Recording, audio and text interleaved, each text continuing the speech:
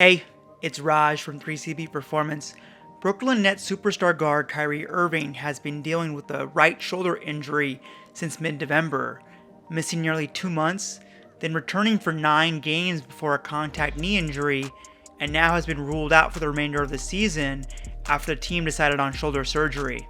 In this video, I'll explain Kyrie's shoulder injury ordeal, his course of treatment, the surgery itself, and if it'll impact his career moving forward.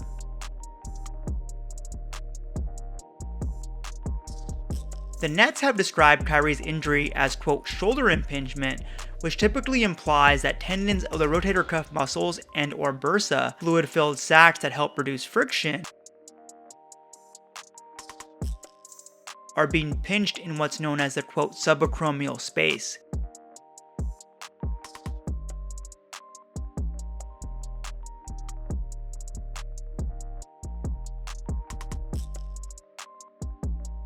Shoulder impingement is often termed, quote, subacromial impingement syndrome, SAIS, with syndrome meaning the diagnosis is based on a set of characteristics and symptoms rather than overt findings.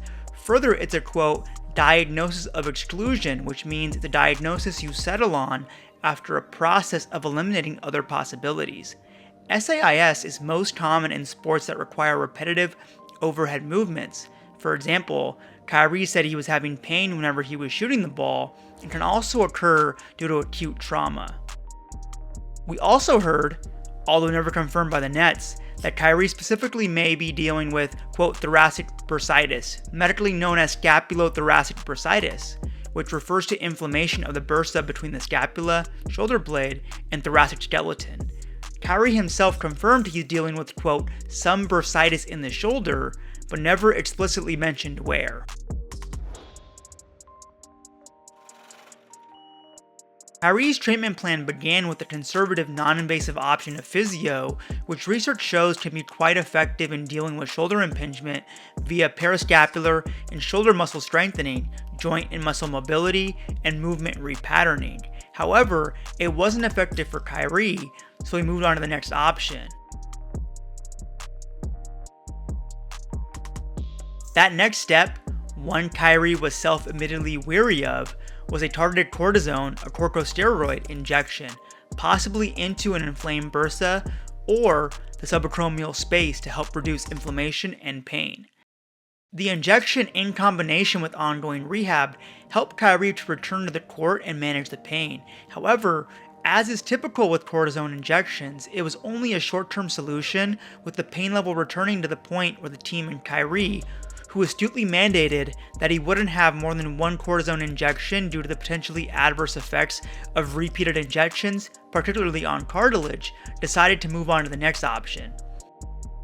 Kyrie underwent arthroscopic surgery for shoulder impingement on March 3rd, and although we'll likely never know the specific procedure, the orthopedic surgeon fellow I consult with told me the most likely option based on the available information is a, quote, subacromial decompression. In this procedure, the surgeon inserts tiny instruments, including a camera, the scope, through tiny portals, holes, to debride, remove damaged tissue from the subacromial bursa, resect, release the coracoacromial ligament, shave off part of the anterolateral front outer edge of the acromion, and smooth out any bone spurs in the acromioclavicular AC joint. The overall point is to take pressure off, aka decompress, the affected rotator cuff and bursa.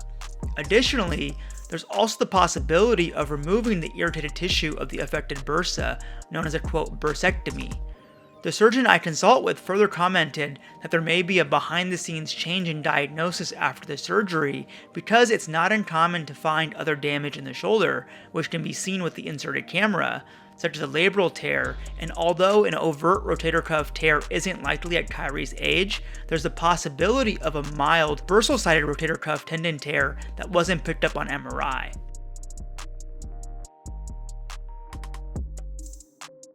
The overall outcomes after these procedures are mixed, but the research is showing that for those patients who fail conservative therapy, like Kyrie, arthroscopic subacromial decompression can be helpful and effective. In line with that, the consulting surgeon further said that, quote, the decompression probably would help.